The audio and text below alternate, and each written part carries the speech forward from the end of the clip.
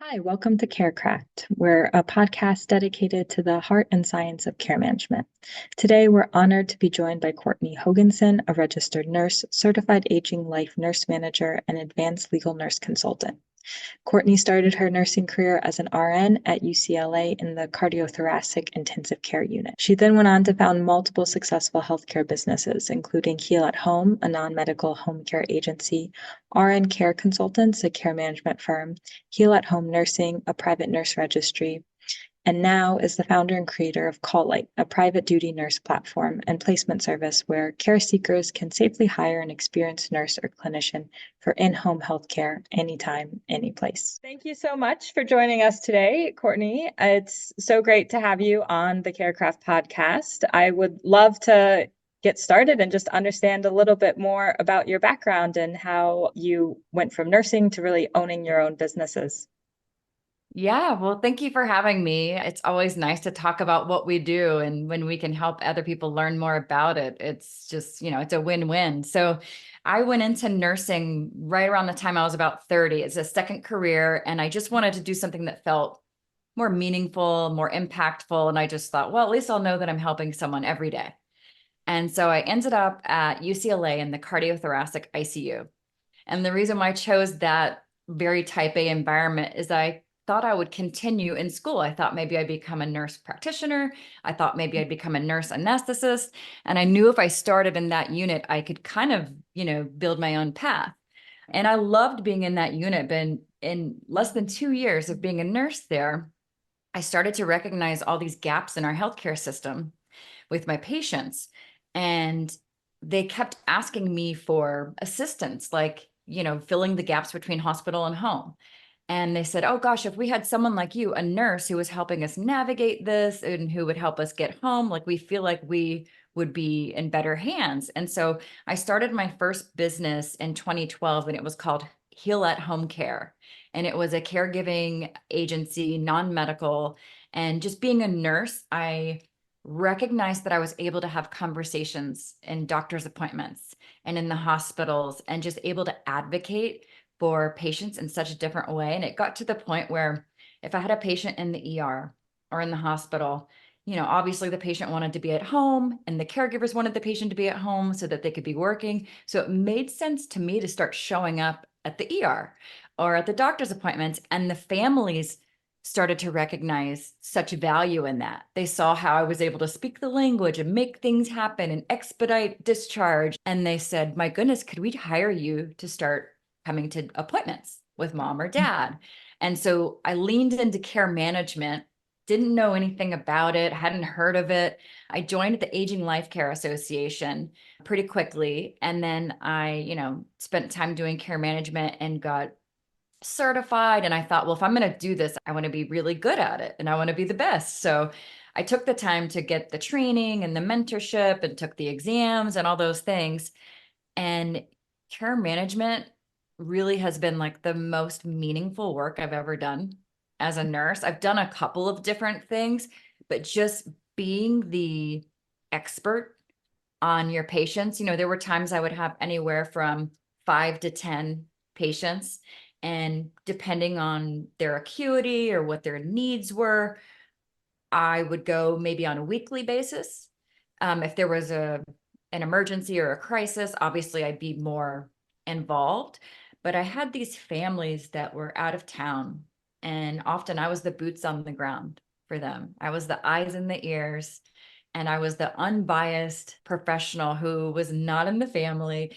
Families would say, how can you do this work? I don't know how you do it. And I always said, it's not my family. If it was my family, I'd probably be crying in the corner too. So it just, as a nurse and being a patient advocate, it it just really like nurses are so primed for doing this kind of work, and they're, healthcare people really want to be at home these days. So it's like if we can meet them where they want to be and where they are, it's a win-win situation. That's incredible. What did that look for you kind of at day zero when you were making the transition from leaving presumably a full-time nursing Yeah. position and starting your own business? Yeah, that's a great question. And what I always tell people is don't look at where I am now because it looked very different from when I started. And one of the things I tell other nurses or practitioners that are thinking of doing something like that, my biggest piece of advice is don't quit your day job yet. Hang on to that job security, the benefits, all those things. So what I did is I switched over to the float team. I was on the UCLA ICU float team, and I would sign up for a shift a week or a couple of shifts a month. And they were very, very flexible. So that if an emergency popped up, I could give them at least 4 hours notice and they would get someone else to cover. Of course, I never did that because it felt just so wrong to leave someone hanging. But it was a really great opportunity for me to slowly build up my practice and get a good number of clientele and because I really needed to have enough billable hours before I could start paying myself. And so I hung on to that job as long as I could to like the moment where I just said I gotta let it go or I'm never gonna make it to the next level. And so I left in 2016 and I haven't worked in a clinical setting ever since. Wow, that's awesome. And you did start multiple businesses, but it sounds like they all kind of worked in conjunction with each other. Were they all operational at the same time, or was there a period where you said, okay, I'm kind of going to stop focusing so much on home care and just go all in on Yeah. care management and vice Yeah. So the first thing was the non-medical home care, the caregiving. And then that gradually led into care management. And I was like, oh my goodness, this is my jam. This is my zone of genius. I'm really good at this.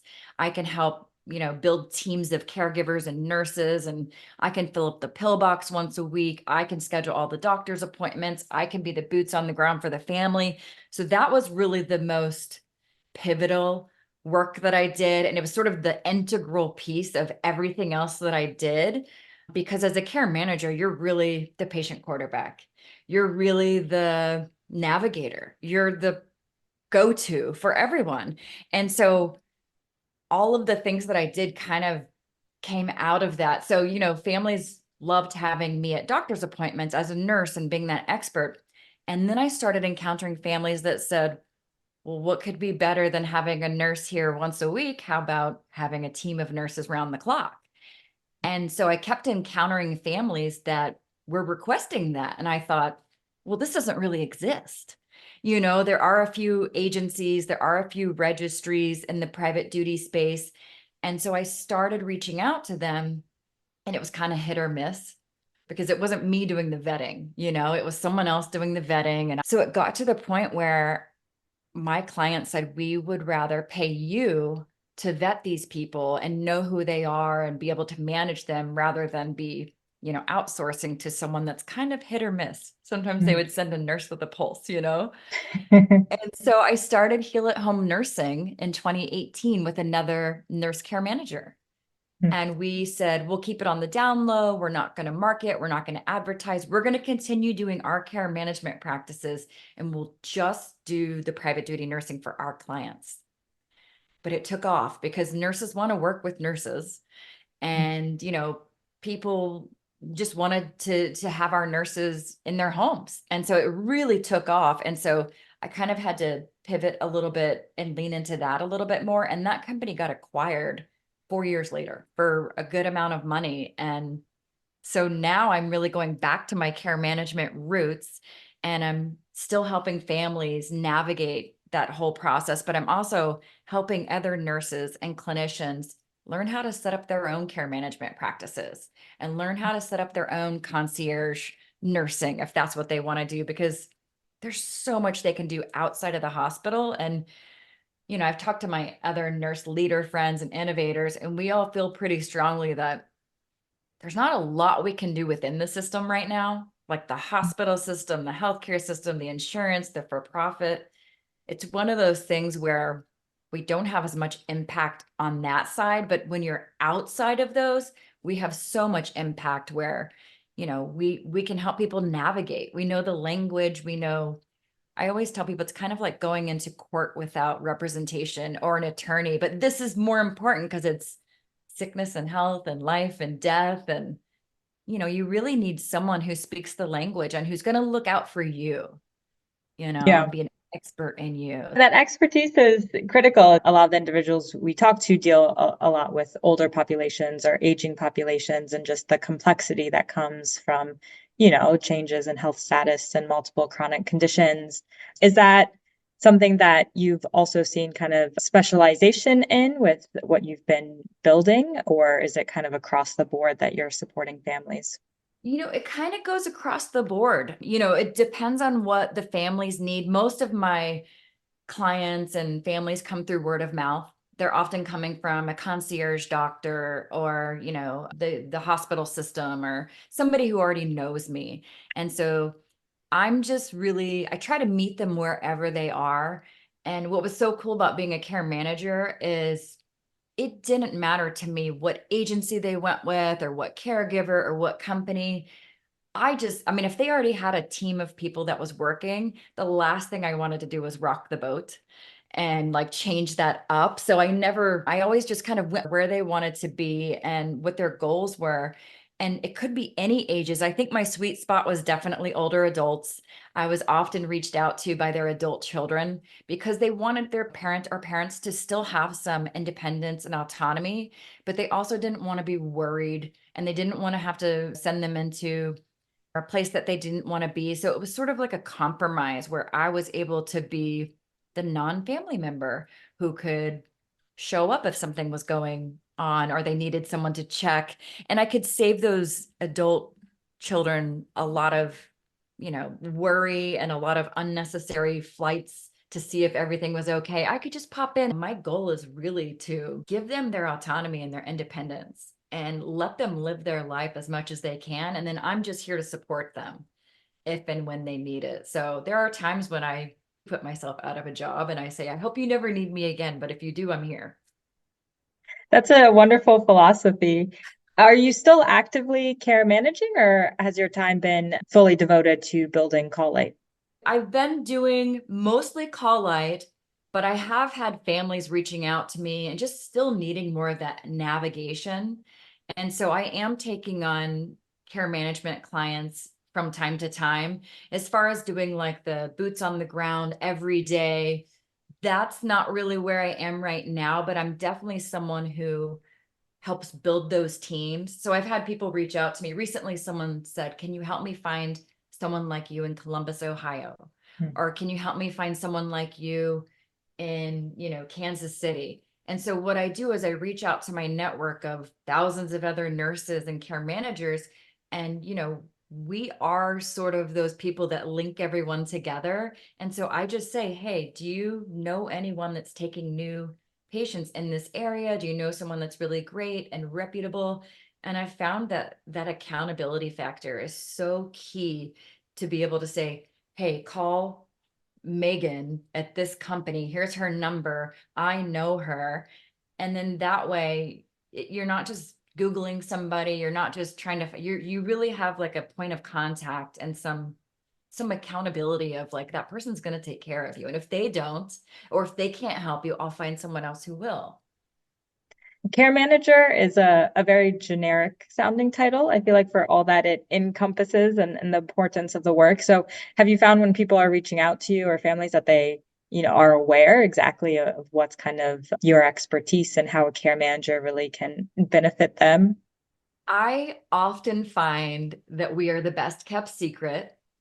I often find that people say, I wish I knew you existed. You could have helped me through XYZ. But I often find they don't know that we exist and they almost are just perplexed. Like, why doesn't everyone have someone like this?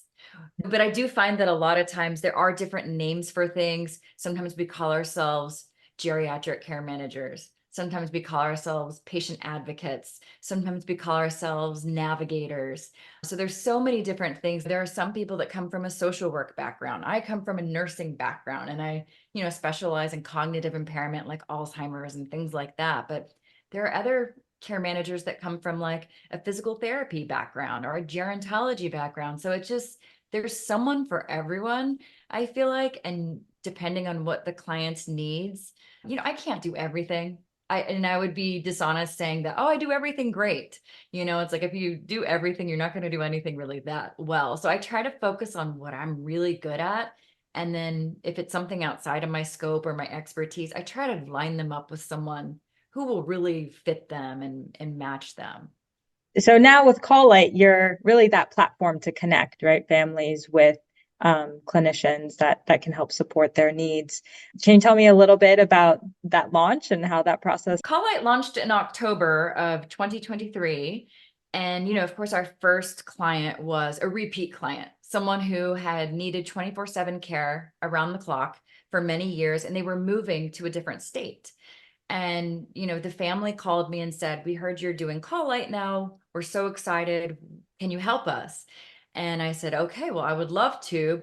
What was so great about this family is they still had four of those nurses that I had helped them hire. And it just, that they take good care of the nurses, and that the nurses feel good. And so that's important. And when you're doing one-on-one in-home family situations. And so the family said, well, we're planning to move to Tennessee. And I was very honest with them. I said, well, as of today, at that time, I have 0 nurses in Tennessee. So I don't want to set you up for any, expectations that I can't fulfill. I'll help you find someone though. So sometimes it's me referring them to an agency owner or registry owner or somebody that is there, because I think it's so important to have boots on the ground. Like, I don't feel like I can service someone thousands of miles away as well as someone who's there can. But it didn't seem like that existed where they were. And they were honest with me and said, we're not having a lot of luck. We've reached out to a couple of places and it's kind of crickets. And so I asked them how much time they had, and they told me we have about 2 months before we're planning to move.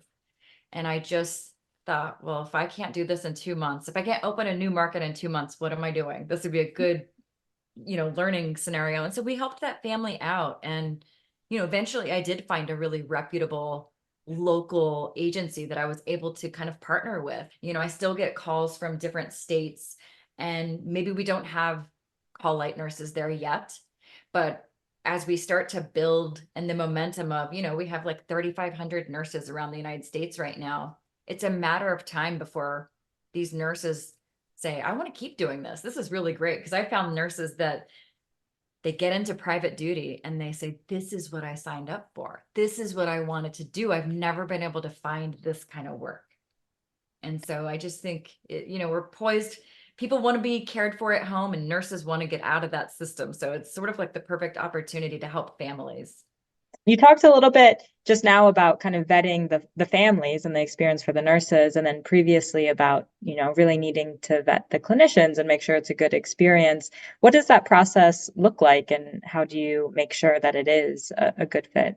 I've found that it needs a little more handholding than sometimes I would assume. I think, oh, nurses know how to do this and nurses can navigate that. Sometimes nurses don't get paid if they end up getting canceled, and then, things happen. So it can go both ways. And so I think it's really important to have that accountability factor, and you really need to know who these people are, because you don't want to hire a nurse from Craigslist. You also don't want to take a job from Craigslist. God loves Craigslist, but not for this kind of thing. Like, it's too important and it's too vulnerable of a population to do that. And so we're really really good about checking professional references. Sometimes a nurse will look really great on paper, and then we go and look up their license, and there were some things in the past that happened or XYZ. So it's really important to do our homework on the nurses, make sure they have malpractice and liability insurance for their own protection, and also for the family.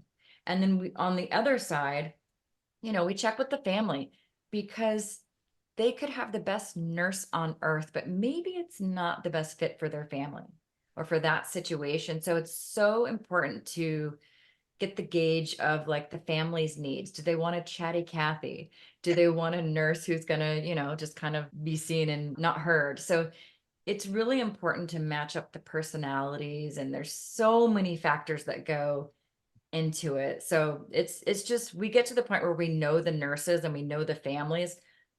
My favorite cases are those long-term ones where you end up working with them for years and years. And so when it's one of those cases, you really get to know and they really work like a team. It ends up being 4 to 6 nurses if it's 24/7.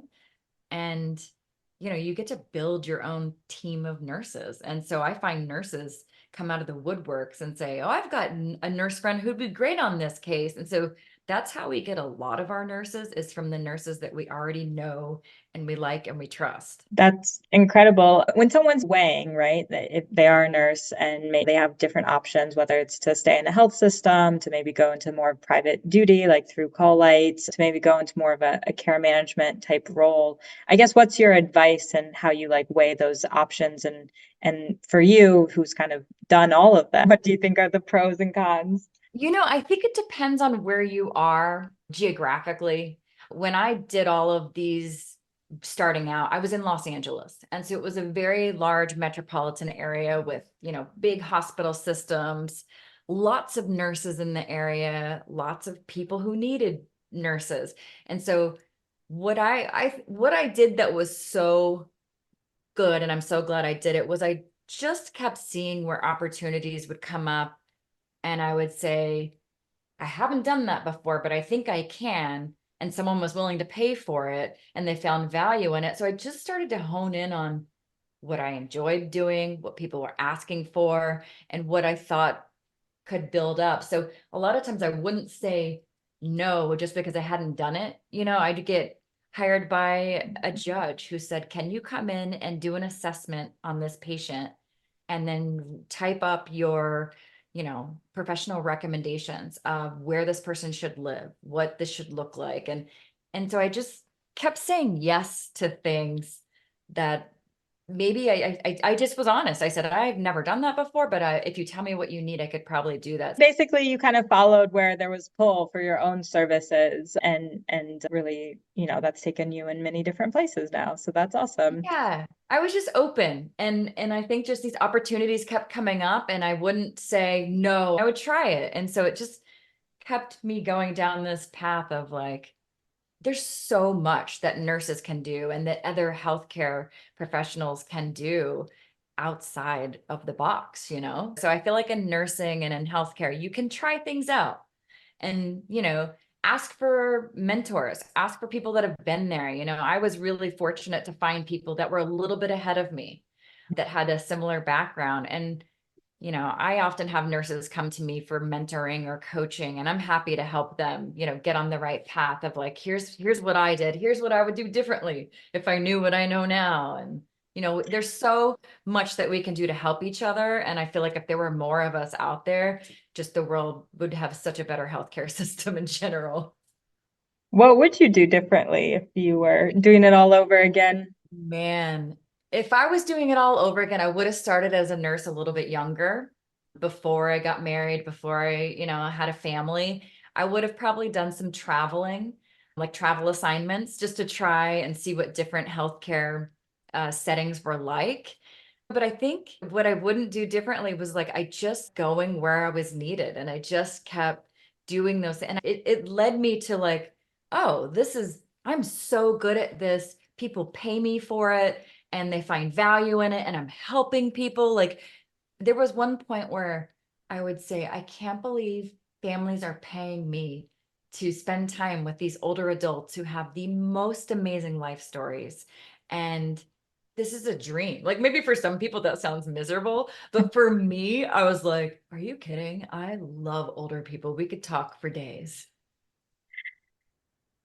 That's very cute. And you really kind of started your own organizations. And so you also had to not just do the work itself, but, all the administration that comes from running an organization, like the billing and the insurance and the legal stuff. What was that experience like for you? Was it overwhelming in the beginning? You know, Loved the it. first the first thing I did, I just did a lot of research. I Googled a lot of things. I picked up books. I knew that I didn't know everything. And that's my biggest piece. Another big piece of advice for people that are starting out is ask for help, ask for support. You can't be good at everything. And so, try to do as much as you can in the beginning. But then once you're able to outsource at like a reasonable price and someone who's good at it, then start offloading those things that are not your forte, like maybe the billing, maybe the legal. Like I was smart enough to know that I needed an attorney from the beginning, and it was a little bit of money. It's not cheap, but if you can find a friend or family member that's an attorney or knows an attorney, people are often really wanting to help. Healthcare professionals, especially. Like, I can't tell you how many nurses have said they found attorneys and people that would do it pro bono or very, low cost because they recognize the need. And so I think just asking for help and recognizing that you don't know everything and you never will know everything. Like we need support and we have to be able to ask for help when we need it. What about the kind of marketing and tech aspects of the business? Was that also kind of something that you just learned from others as you went, or there was a real learning curve there?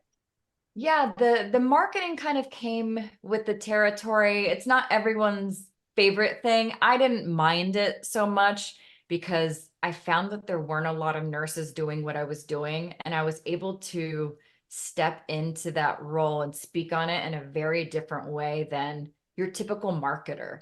And I often found that when people were looking for a care manager or looking for those services, the moment they found out I was a nurse, it was like a game changer. They just were like, oh, okay, you speak the language, you get it. And I don't know, nurses are kind of natural teachers in a way. And I think so we become very approachable. But I would say the marketing, I kind of went out there and did it. I was like the boots on the ground and I bootstrapped from the beginning. The tech stuff has gotten easier because there are some low code things and no code things. There's like Squarespace and Kajabi, but I never became like a tech expert. You just have to ask for help when you need it and know what you don't know. And it's okay. You're not going to know everything. Nobody knows everything. That's so true. And yeah, I agree completely. There's so many more tools that are out there. If anything, I feel like it's kind of become the opposite now, where there's so many tools that it's a little overwhelming to know which one makes sense in the given context and which one you should use over another. Yeah. And I think sometimes you just have to make a decision. It's like you could sit there and spin your wheels and like, should I do this or should I do that? And sometimes you just need to try it, test it, see if it works. Hopefully, not spend a lot of money doing it. But, like, sometimes you can wait for something to become perfect and it just never is going to become perfect. So you just have to start, wherever you are and where you can. And if there are clinicians listening that are looking for new opportunities, are there things that you are looking for at Collate? Yeah, I mean, they can come to our website. They can go to www.calllight.com and it's CALL-LIGHT. They can reach out to me personally. I'm happy I do coaching, I do mentoring, and when people need a little bit more, just even navigation or support, like how should I do this? How would I navigate that? There are people like me that have already done it, and you might as well ask us rather than try to, reinvent the wheel or start something from scratch if you don't have to.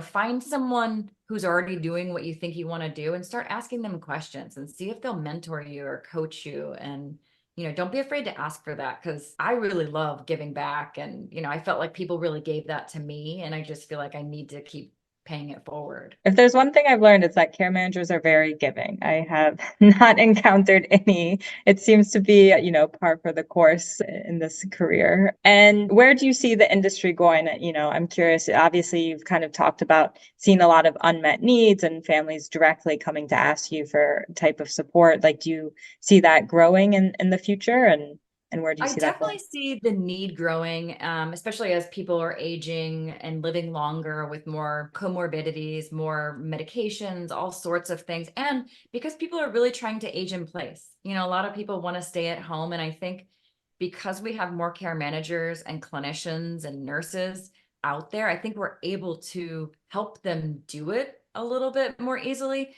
But I also think it's going to stay very boutique and very like you want to know who's coming into your home and you want to know you can trust that person. So I don't see corporations really coming in and taking over care management. I just don't think that's what families want.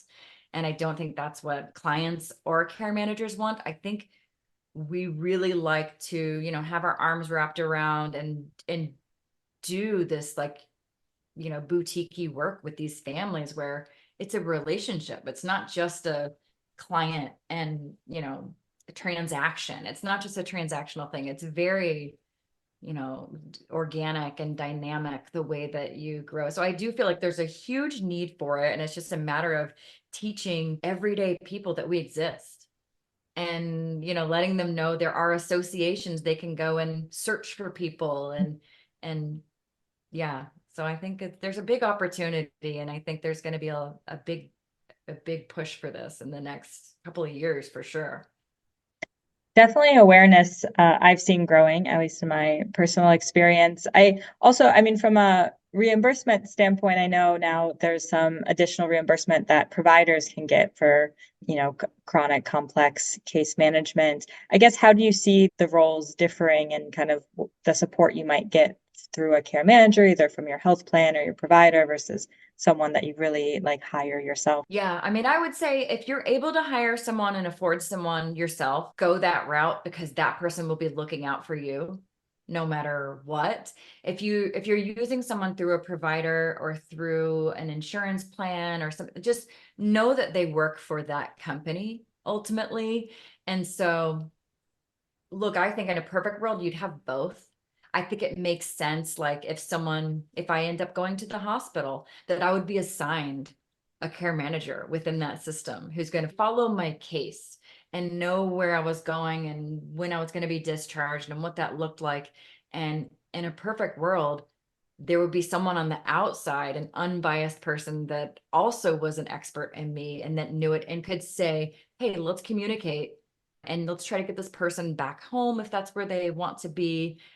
And just, I just found there's so many gaps in our healthcare system. And if you can find ways to make them connect all these little pieces and silos, then, you just have more continuity of care, you have better outcomes. Last question. Would love to know where you see or want Call Light to be 5 years from now. Man, 5 years from now, I'd love to have call light locations around the country, around the world, where there are other clinicians. I'm a little biased, but I would really love to have RNs or teams of RNs in each of those locations who know all those nurses and can build those teams for families so that families can go and hire their own nurses whenever they need them. And it won't be, it will be more efficient. It will be, more accountable and just easier. Like right now, how do people find nurses? Do you go hang out at, change of shift and look for nice people in scrubs and ask if they live near you? It just doesn't, there's nothing out there right now that is affordable and efficient and transparent right now. So I really want Call It to have their own, and I don't want it to be like a big corporation. I want it to be very boutique-y, stay that way. Because, you want to know who you're dealing with and you want to know who's coming into your home. I think there's something to be said about just kind of growing organically as well, as opposed to sometimes big corporations, like, they have a lot of resources, but then that also leads to a lot of incentives to grow faster, maybe than they can really support. Yeah, bigger's not always better. That's true.